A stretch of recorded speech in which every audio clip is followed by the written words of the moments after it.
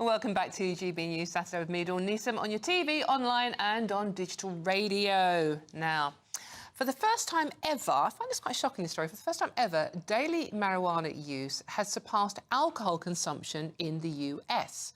Roughly 17.7 million people in the States are using the drug daily, compared to 14.7 million daily drinkers, according to findings from the National Survey on Drug Use and Health. This is, by the way.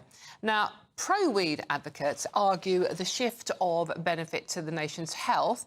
Marijuana's reduced health risk compared to booze have long been a fundamental argument of the legislation lobby. But, is it healthier than booze? Let's find out, shall we?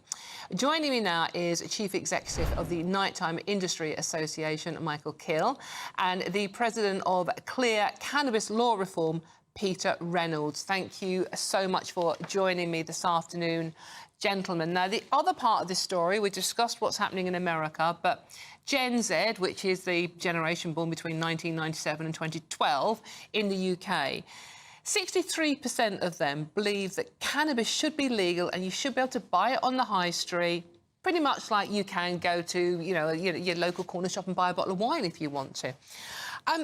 Does this sound like a good thing to you, Peter? Coming to you first, Peter, because you are team cannabis on this one.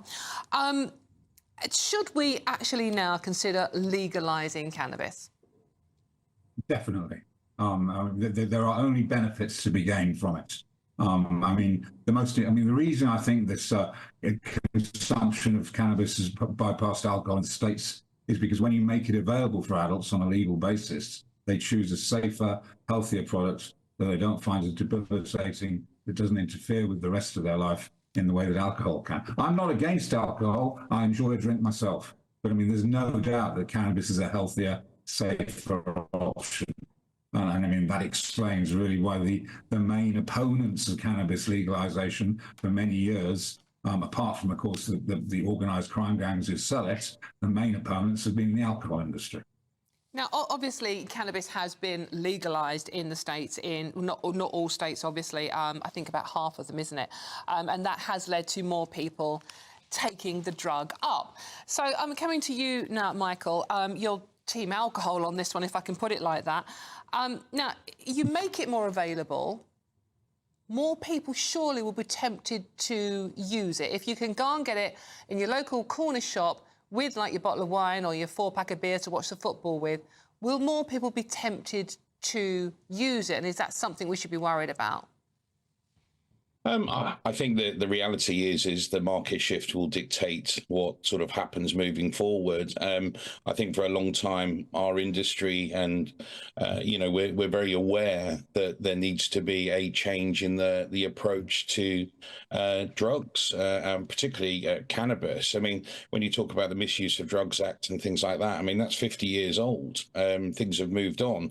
So I think the approach has got to change without a doubt. And, we're very aware that there is an increase in the take-up and use of cannabis. We know that during the pandemic, people spent a lot of time at home. They consumed alcohol. It's probably more prevalent in terms of the consumption of alcohol at home. And we're definitely seeing a rise in people's consumption of cannabis. And that acceptance in society is becoming sort of broader. And definitely since the medicinal use side, in terms of our industry, as you can appreciate, it could without a doubt have an impact. But, society has to change. We need to pivot. We need to change to move forward. So it's something we're going to have to adapt and move forward with as society does. But government also needs to think of a different approach.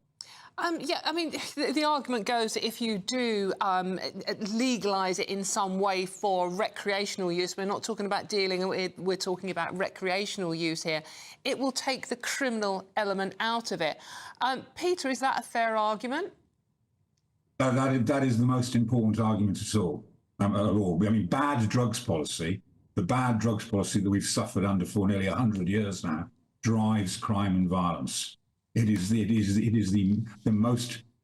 most obvious cause of all crime and violence. 85% of people in prison are there for crimes related to drugs or drugs markets. And when you prohibit something for which there's a demand, what you do is create a criminal drugs market.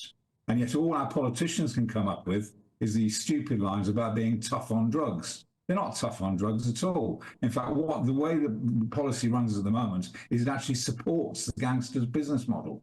This is the most important argument. Bad drugs policy drives crime and violence, and drives knife crime, drags kids into gang culture, all because we prohibit something which people want and which we know is much safer than alcohol. I mean, that is this debate, isn't it? But Peter, booze is actually. We know beyond a doubt that it's safer than alcohol. There's been so much evidence and so much study on this. Now, I've read obviously the Daily Mail article. The Daily Mail is hardly the place to go for any scientific advice, but nevertheless, we know from many studies the facts of this matter. But one of the things it says in this article, for instance, is it suggests that mental health impact is greater from cannabis than it is from alcohol. And of course, this is the narrative that we see all the time. But what we need to do is we need to look at the facts. And if you look at the NHS data, the actual NHS data for the number of people who are hospitalized for what's called mental and behavioral problems relating to cannabis or alcohol, the rate for alcohol is 7 to 8 times more than it is for cannabis. Michael, just a very, very quick word from you. Now, the argument also goes that alcohol is a killer as well. Maybe it's time to consider banning that rather than legalising cannabis. What would you say to that quickly?